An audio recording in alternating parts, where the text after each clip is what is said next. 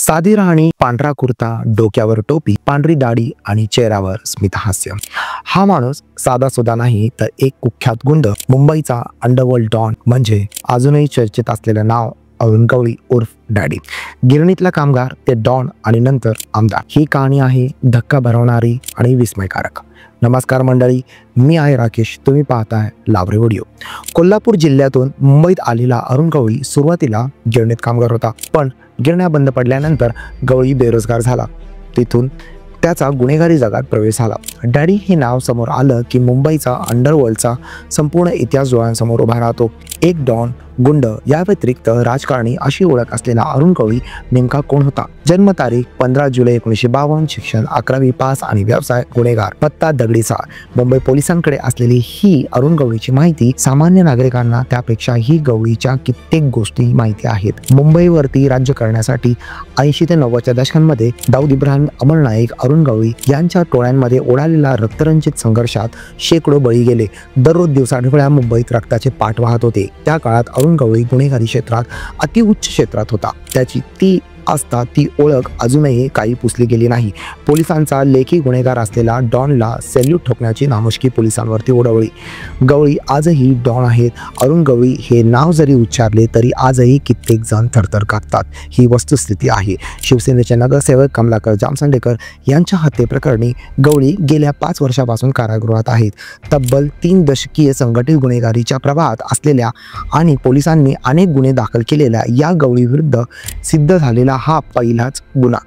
मंडळी, दगडी चाळीत राहणाऱ्या लोकांना तो रोज मदतीचा हात पुढे करायचा. गरिबांना पैसे देणे आणि लोकांच्या समस्या सोडवणे, त्यांना न्याय देणे. त्यामुळे लोक त्याला डॅडी म्हणू लागले.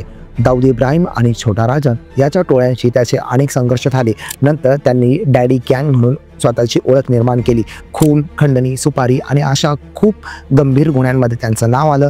आणि पण डॅडीचा दबदबा चाळीमध्ये आणि मुंबईत हा प्रचंड राहिला. अखिल भारतीय सेना हा पक्ष स्थापन करून 2004 मध्ये तो भायखळा मतदारसंघातून आमदार म्हणून निवडून आला. एका बाजूला लोकांसाठी तो डॅडी होता तर दुसऱ्या बाजूला अंडरवर्ल्ड डॉन. दाऊद इब्राहिमचा मेहुणा इब्राहिम पारकरची हत्या, आमदार रमेश मोरे यांचा खून, गँगस्टर अश्विन नाईक वर झालेला गोळीबार अशा अनेक कित्येक प्रकरणांमध्ये गवळीचे नाव नोंदले गेले. कधी त्याच्या विरुद्ध गुन्हा दाखल झाला तर कधी ते शक्य झाले नाही. इब्राहिम आणि गवळी यांच्या रक्तरंजित संघर्षात अनेक गुन्हेगार आले गेले, पण मुंबईत अरुण गवळीचे नाव हे अजूनही कायम आहे, नागरिकांच्या हृदयात राहतं. पण डॅडी तब्बल 17 वर्षांनी नुकताच कारागृहातून बाहेर पडले आहेत. सर्वोच्च न्यायालयाने जामीन मंजूर केल्यानंतर जेलमधून तो सुटला. शिवसेना नगरसेवक कमलाकर जामसंडेकर याच्या खुनाच्या प्रकरणात गवळीला 2012 मध्ये जन्मठेप झाली होती. मात्र 17 वर्षांचा कालावधी तुरुंगात घालवल्यानंतर सर्वोच्च न्यायालयाने त्याला जामीन मंजूर केला. सुटकेनंतर गवळी आज पुन्हा चर्चेत आलेले आहे. पण मंडळी, पुढे आणखी काय होऊ शकतं? तर सर्वोच्च न्यायालयाने सुटकेला मंजुरी दिली आहे, परंतु अहवाल लागलेला अपील अजूनही प्रलंबित आहे. आता सुरक्षेचे नियम, लोकांचे मत, राजकीय व मीडिया दृष्टिकोन यासह पुढे त्याची चालणारी सामाजिक प्रतिमा कशी बनते हे आणखी पाहणं महत्त्वाचं आहे. कुटुंबीय आणि समर्थकांनी त्यांचे स्वागत केले. पोलीस बंदोबस्तात त्याला थेट नागपूर विमानतळावर मुंबईत पाठवण्यात आले. त्यामुळे मंडळी, अरुण गवळी हे पुन्हा राजकारणात उतरेल का, की फक्त स्वतःपुरता आयुष्य जगेल? पुढे काय होणार हे फक्त काळच सांगेल. पण तुम्ही तयार राहा. आम्ही आणतोय अजूनही अशा थरारक गोष्टी. मंडळी, असेच रिअल अपडेट पाहण्यासाठी लावरे व्हिडिओला फॉलो करा, लाईक करा आणि शेअर करा.